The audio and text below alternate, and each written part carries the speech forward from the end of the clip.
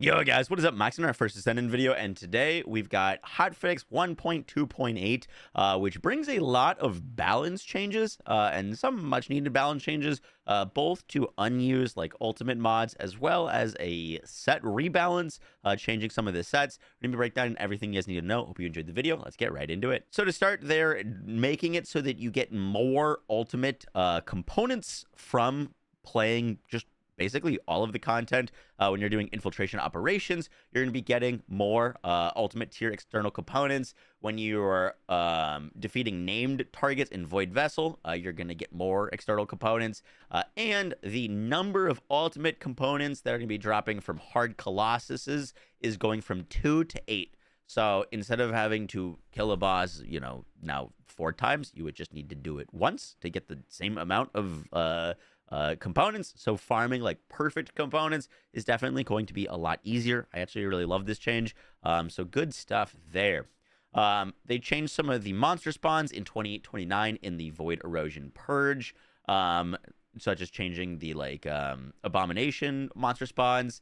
Then we get to weapon and module changes. They fixed an issue where visual effects of the restored relics were blocking your sight.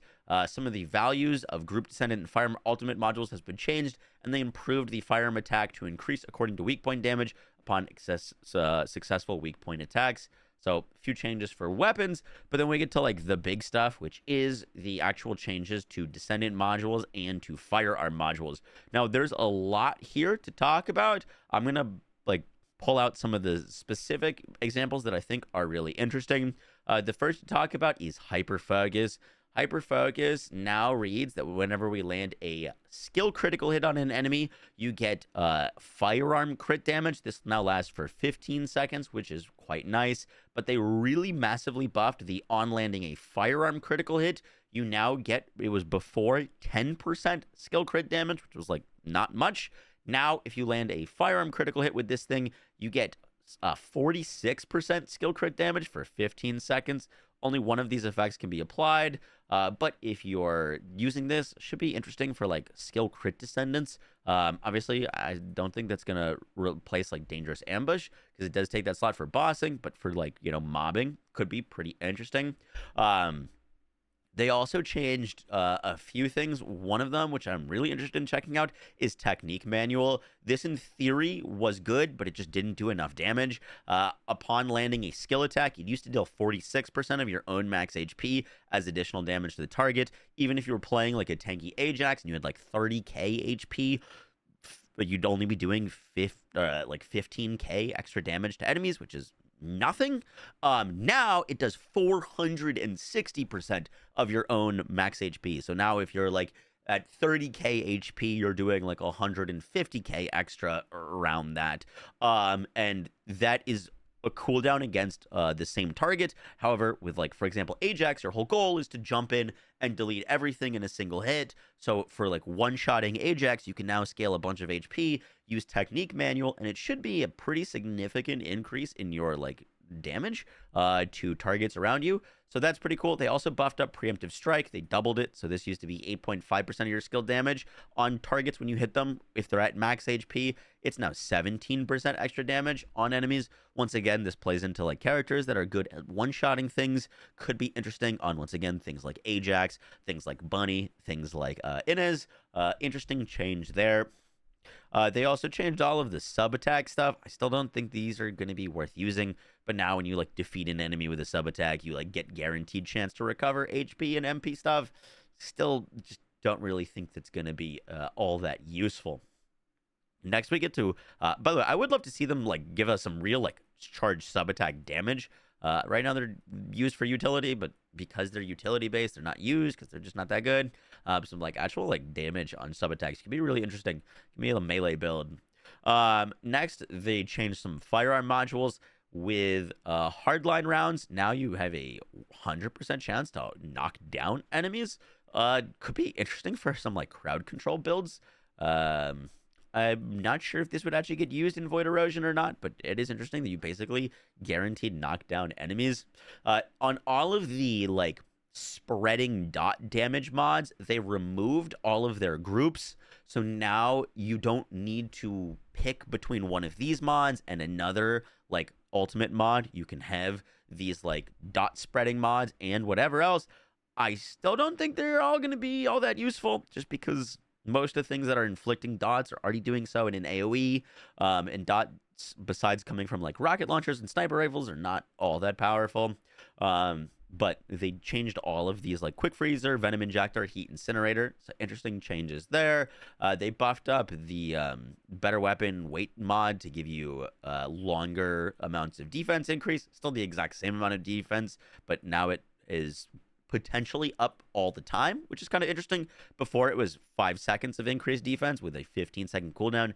Now it's all that defense for 15 seconds with a cooldown of 15 seconds.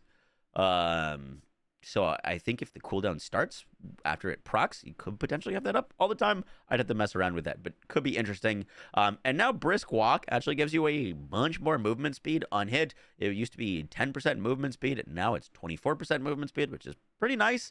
And so those are the weapon changes. Next, we get to the external component changes. There's some interesting things here. There's a lot of horizontal changes, changing things to just be different rather than changing them to be better in some cases.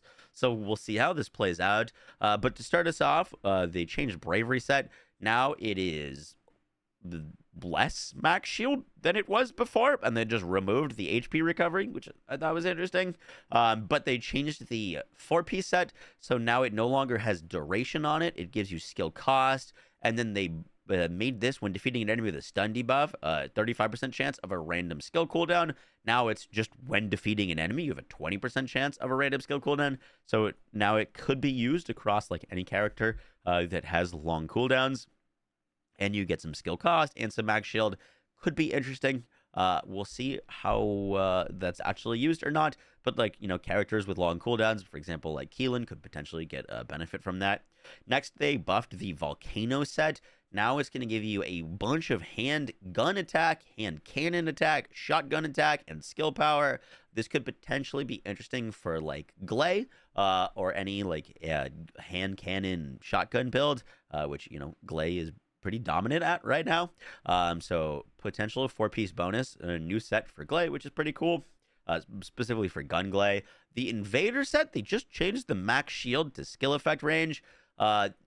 This isn't like a good or a bad change. Like max shield was great on, you know, your Enzos, your Ajaxes, but now it's skill effect range, so it just kind of changes who would you want to use this set.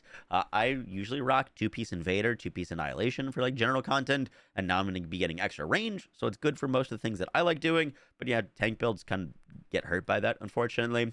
And then they changed the 4-piece set. When defeating an enemy, you're going to get more skill duration, and the stacks last longer, and then they kept all of the damage. So you're getting more duration and range for like ability, tech, dimension descendants. This is going to be a pretty interesting set now. Definitely looking at this for like Freyna could be interesting. Then the Frozen Heart, they changed. It now gives non-attribute power and is now a custom resource thing. So whenever you get custom resource stacks, you get Frozen Heart, which is going to give you max shield, and then on skill attack, by Frozen Heart energy with 3 stacks, enemies hit by the skill get Frozen Heart Essence State. Frozen Heart Essence State increases the damage that they take.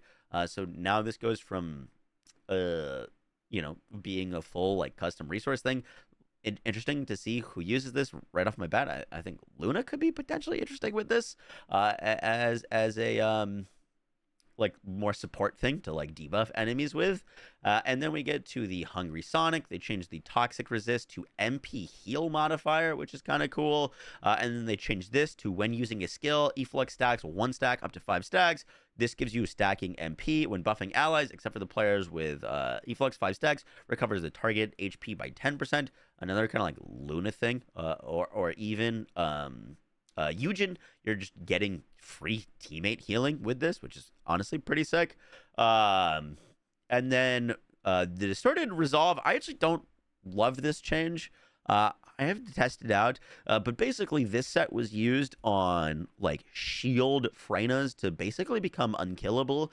The way that this worked is whenever you were inflicting a debuff on an enemy, you'd have a chance of recovering your shield, and you could do this to basically keep up all of your shields with all of the debuffs that you'd be stacking on Freyna to become really, really tanky.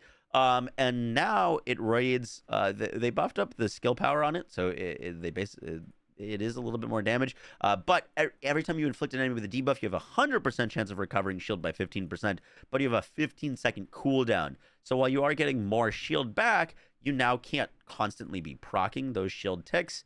So we'll see how that works.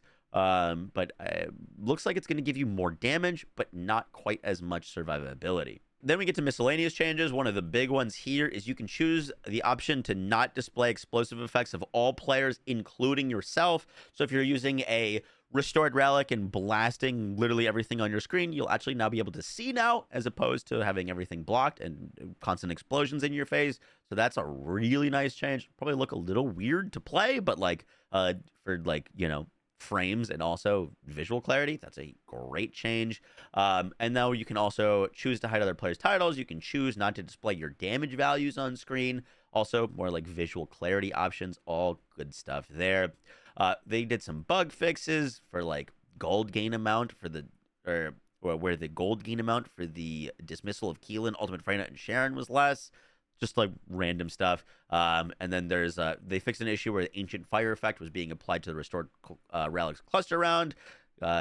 Good changes there. And then some more miscellaneous changes. People were happy about this. The color of certain slots appeared dark when dying in his Oasis body skin, and then they adjusted the color brightness of Innes's default body skin, so that should be back to what it was. And that is kind of it for the patch. A lot of interesting changes, potentially some that are going to be shifting some build metas, which I cannot wait to check out. I hope you guys enjoyed the video. I will catch you all in the next one. Take care. Bye.